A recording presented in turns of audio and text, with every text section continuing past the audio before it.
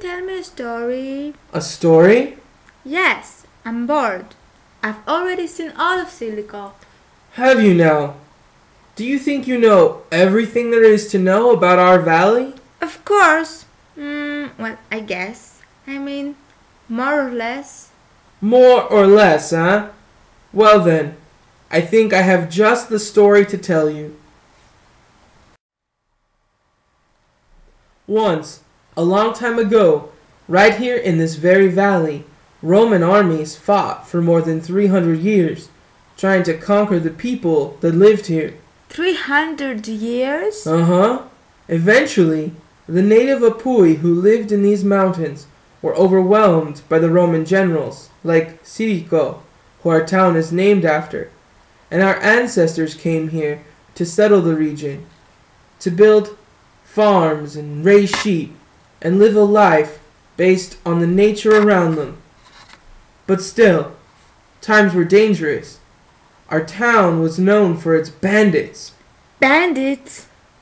One day, the governor of the valley came to the town and offered peace with the rough men of the mountains, promising to let them be free to live as they pleased if they would not disturb the townsfolk near the river Serchio. They agreed with him, but with one condition, that he sing them a song to show his peaceful intentions.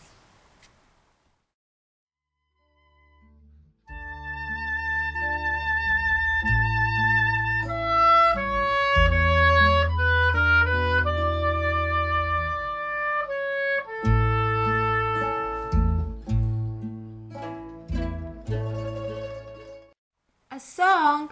Didn't they want any gold or diamonds? Ah, but they had their gold. It was the farro they grew in their fields. And diamonds?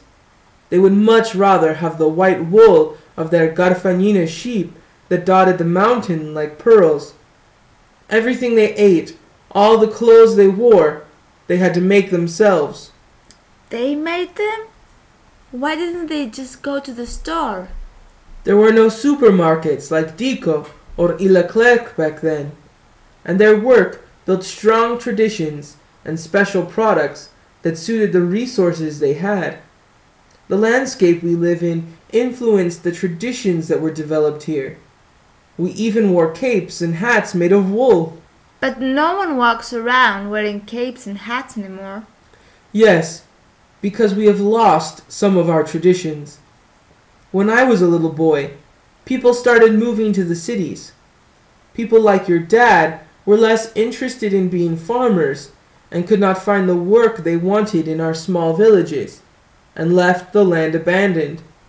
Even those who stayed here changed the way they farmed. They wanted to produce more and brought in new crops and animals, almost giving up all of their old kinds.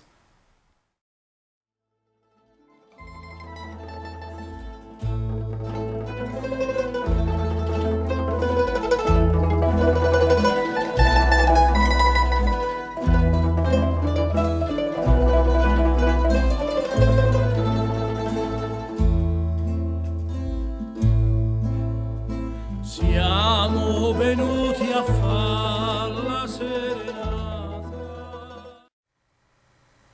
What do you mean, almost?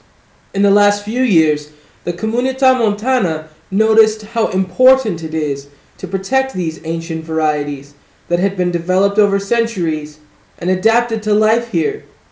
They even offered Grandma and I support to keep growing farro and Garfagnina sheep. Miranda time! Who wants a slice of chestnut cake? Why do we always have to eat chestnut cake? Why? Don't you like chestnut cake? Maybe Grandpa forgot to tell you about the importance of chestnuts to our valley. Our lives are linked to them because they give us food and protect us. There was a time when chestnuts were the only food available for us. During the war there was no bread, but we had chestnut flour, chestnut crepe, chestnut cake, cheese with chestnuts, chestnuts with chestnuts, chestnuts with farro, chestnuts with shrimps. Oh, Sorry, I'm getting ahead of myself. Grandma, you forgot that it keeps the girls pretty, with milky skin and rosy cheeks. That's why I fell in love with you. Even the name of our region, Garfagnana, came from these forests, and people from all over the world come to visit them. Some of the oldest chestnut trees have more than 500 years, and people pay to adopt them, receiving typical products made of their nuts.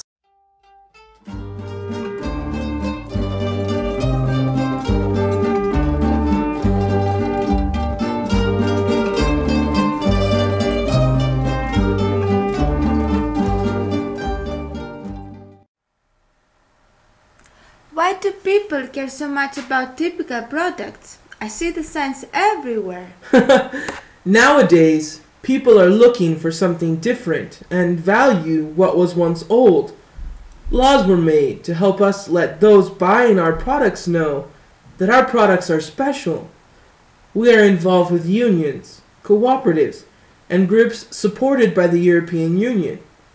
And even with the help of these groups, it is hard to find the time to tell customers about what we make.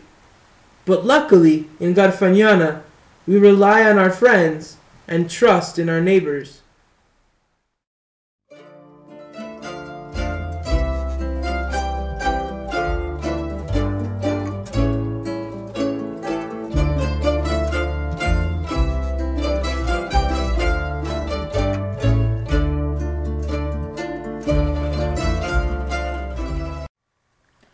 What about the other signs that I see? The ones that say agriturismo?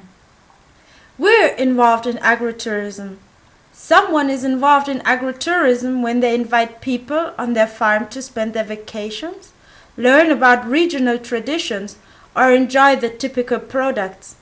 It creates jobs based on the land so that people stay and work on their farms again as they once did.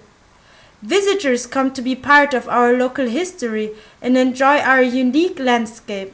But Grandpa, I've only ever seen children on your farm. How is it part of this agritourism? That's an excellent question, Cara. We are a didactical farm, where children from all over the province come to learn about agriculture by experiencing it. Your grandma always dreamed of teaching children about our culture and traditions, and connecting them with nature. My God, it took a lot of work with the government before we could start, but it feels good to offer the community something new. Besides, dear, I'm afraid about who will be here in the future to continue farming in the region.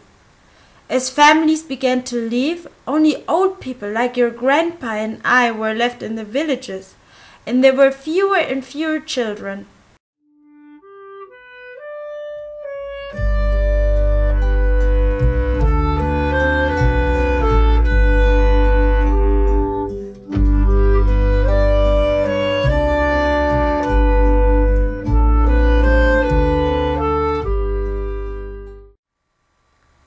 And while your grandma is busy here with the children, I am able to manage the farm and go sell our products directly to our customers in farmers markets. I love it, even if it is a lot of extra work to meet the quality standards that the government imposes on us.